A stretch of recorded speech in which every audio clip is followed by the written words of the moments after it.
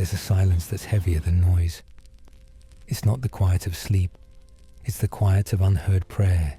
You've prayed, you've cried, you've hoped, and yet, nothing. You pray into the darkness. God, are you even listening at all? Days turn into weeks. Weeks turn into months, and heaven feels closed. You replay your prayers over and over in your head, questioning if you did something wrong. Perhaps you didn't have enough faith. Perhaps he's angry at you. Perhaps you blew your miracle. But what if? Pay close attention. What if the silence isn't punishment? What if it's part of the process? Because sometimes, when God doesn't answer, he's not ignoring you. He's working on something deeper, something you can't yet see. What if the silence is the sound of heaven working in the background?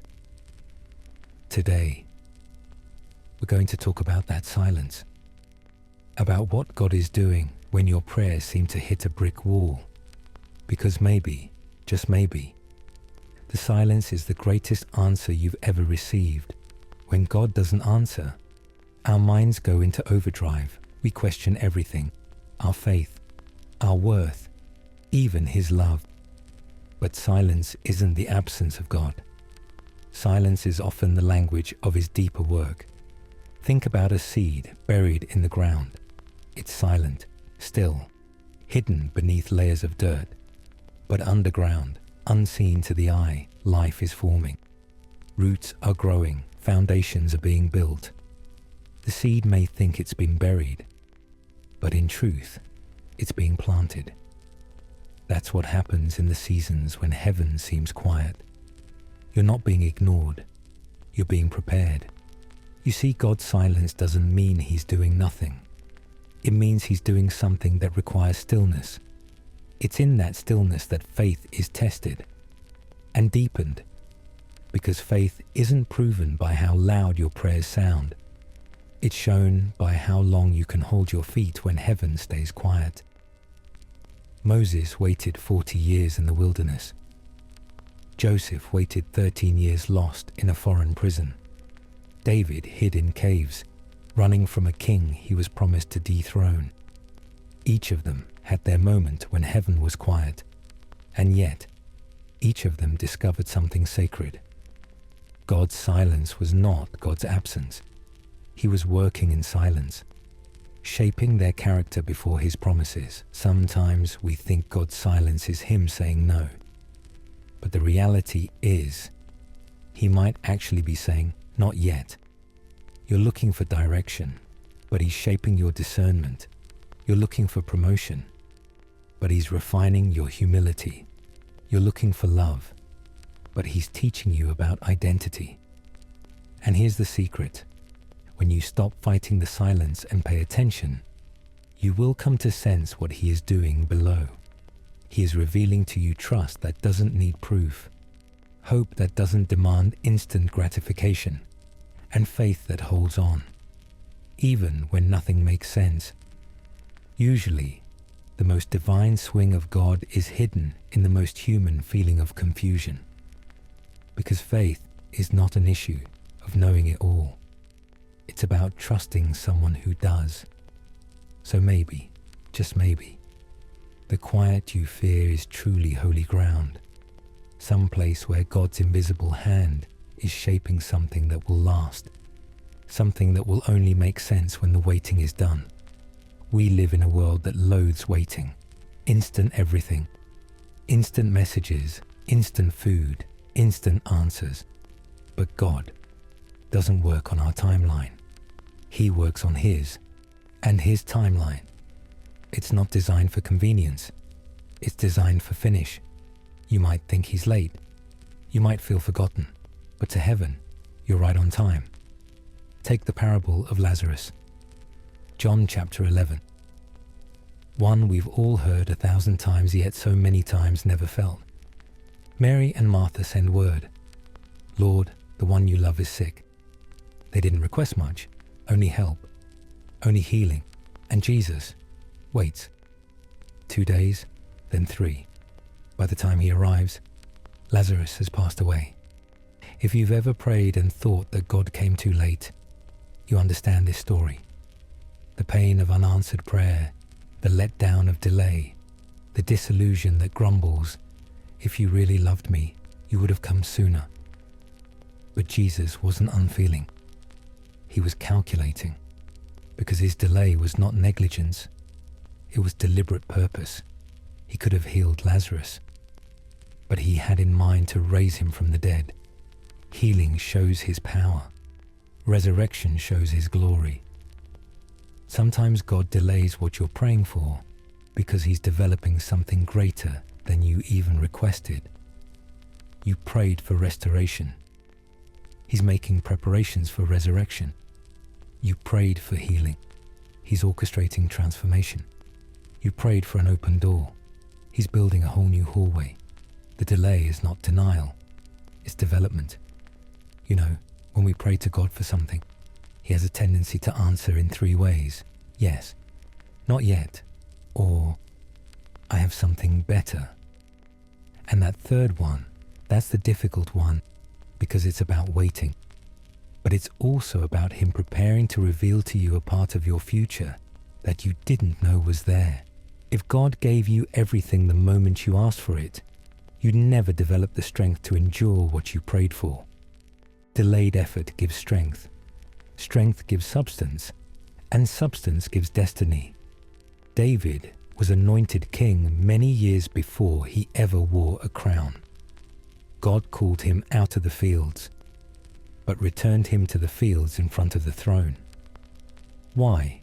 Because before David could rule a kingdom, he first had to shepherd one. Before he could rule over human beings, he had to learn how to trust God behind the scenes. That's the secret mercy of divine delay. It prevents you from entering blessings your character is not yet ready to handle. You might be asking for something today, but God, in his love, might be saying, not yet. You're still growing roots. So when it feels like God is late, remember, he's not operating by minutes and hours. He's operating by purpose and eternity. He doesn't rush what he's refining. He doesn't waste what he's waiting on. And when he finally moves, it's always worth the wait. You may not understand the delay now, but one day you'll look back and say, if he had answered when I asked, I would not have been ready. But now, I see exactly why he waited. There's a moment in every Christian's life that comes to feel like a breaking point. You've prayed until your voice was hoarse. You've cried until you couldn't cry anymore. And heaven is silent. That silence not only confounds you, it hurts. Because on some deep inner place, you don't just want an answer. You want to know that you're not alone. Maybe you've prayed these words. God, if you're there, why can't I feel you? Why does everyone else seem to get miracles and I get silence? Did I do something wrong? Don't worry, you're not alone. Even Jesus did. Put on the cross, bruised, humiliated, rejected by those he loved best. He cried out, my God, why have you forsaken me? Those words echo through all eternity because they show us something sacred. Even the Son of God experienced divine silence. Yet, in the silence, the greatest miracle in history was unfolding. Though Jesus couldn't feel the Father was executing the very strategy that would save mankind. The silence in heaven wasn't abandonment. It was that redemption was in motion. Sometimes, what you sense like is God abandoning you is actually God moving you to a greater purpose. It's on those black nights of the soul that your faith is purified. Not by sight, not by feeling, but by surrender. Because real faith isn't proved when God speaks. It's proved when he doesn't. And you stay believing, you stay worshiping, you stay trusting. Even in tears, even in fear, even when you feel nothing but hurt. That's the kind of faith that opens up heaven. The kind that makes demons tremble. The kind that makes silence a sanctuary. God's presence doesn't always come in goosebumps or prayers answered. Sometimes it's a strength that keeps you from shattering when you should have. That's Him, that inexplicable peace. That's Him, that small flame of hope that won't quit dying. That's Him, that breath that you take when you say the words, "I can't do this anymore." That's still Him. He's never left you. He's never ignored you. He's never left you. Even when every emotion in your body screamed otherwise. Feelings aren't facts. Faith is, and the truth is, God's silence is not proof that He's gone away. It's proof that He trusts you enough to walk by faith, not by sight. Because when you can't see His hand, you can still trust His heart. And His heart has never stopped beating for you. So if you're in that season of quiet time right now, if your prayers are bouncing off the ceiling and not returning, I want you to know something. God hasn't forgotten you. He's not ignoring you. He's closer than the air you breathe. He's simply doing His best work behind closed doors. Work that doesn't make headlines, but makes saints. And when the silence is at last broken, you'll realize He was speaking all along. Just not words, but in love. There comes a moment when silence breaks, not with a clap of thunder or a burst of light, but with understanding. When you finally understand, God was answering you all along, just not the way you wanted to hear it. Maybe it wasn't a yes. Maybe it wasn't a no. Maybe it was a soft redirect, a soft "trust me." And suddenly, you see it. The hurt that before was useless now has meaning. The delay that had seemed so cruel now looks like mercy. The emptiness that had seemed so hollow now resonates with wisdom. For when God finally moves, He moves in a way that makes you forget how long you have waited. When Joseph was finally promoted from the prison to the palace, he didn't just receive liberty, he received insight. He looked at the very brothers who had sold him out and said, "God meant it for good." That's what occurs when silence shatters. You begin to see the fingerprints of God on each corner of your narrative. Moments you believed were insignificant now shine like stepping stones. The detour was direction. The delay was protection. The heartbreak was redirection. You realize that He never forgot your name. He was writing a tale that took time to reveal. You prayed to God to change your situation, but He changed you. He grew you. He humbled you.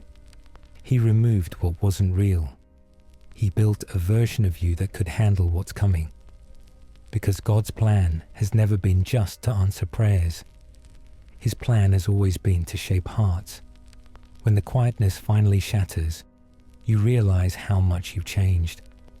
You're less fearful than before. You're not any more desperate for control. You've learned to breathe in the unknown, to rest, not because everything's fine, but because you've discovered peace in trusting what can't be seen. And that's what God was doing the entire time. He wasn't ignoring you. He was preparing for you. He wasn't punishing you. He was positioning you. He wasn't silent. He was speaking through stillness. When God finally speaks, you realize His timing was always perfect. He answers in the moment that the answer won't kill you, but grow you. That's the magic of His ways. They may not always make sense when you hear them, but they always finish in glory. Sometimes His answer isn't a voice, it's peace. Peace that says you're where you're supposed to be. And when that peace becomes your reality, you don't simply thank Him for the answer. You thank Him for the silence that made you strong enough to take it in. Because here's the thing, the silence wasn't empty. It was overflowing with His unseen hand, His quiet protection, and His relentless love. And if you look back, you'll whisper, "God, you were there the whole time." So what do you do when God doesn't answer? When the silence rages on longer than your strength? You wait, but not the waiting that aches like punishment. The waiting that feels like preparation. you continue to go back to prayer. Not because you always feel it, but because you've discovered that faith is a matter of trust, not feelings. It's a choice. You continue to read the Word, even when it feels like chalk, because one day, those words will bloom again like seeds in darkness. You keep moving, step by step, because every step of faith in silence is heard more distinctly in heaven than 1,000 terrified prayers. And in the silence, something sacred begins to happen. You stop looking for answers, and you start looking for Him.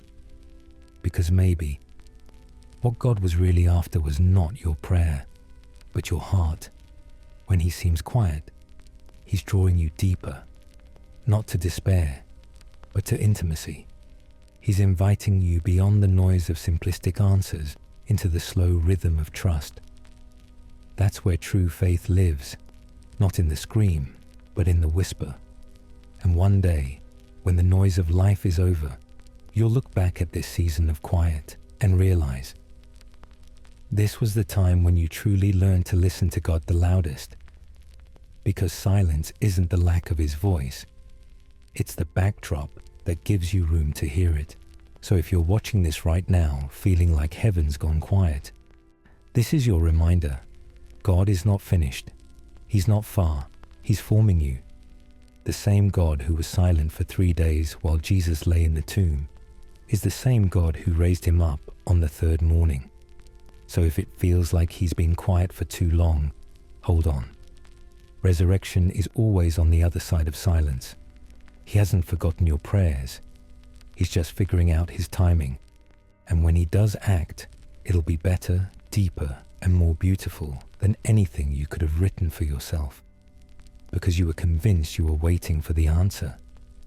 But actually, the answer was waiting for you to be ready. So don't give up. Don't lose faith. Don't lose hope. God is doing His best work, right now, right where you can't see it. If this message spoke to you, take a second to catch your breath, and then leave this in the comments. Question mark, question mark, question mark, question mark. I'm trusting God in the silence. Notify the world you're not afraid. You're growing. If this video grounded your heart, hit that like button. Not just for the algorithm, but as your declaration of faith. I still believe, even when I can't see. And if you want more faith-filled messages like this, subscribe to this channel.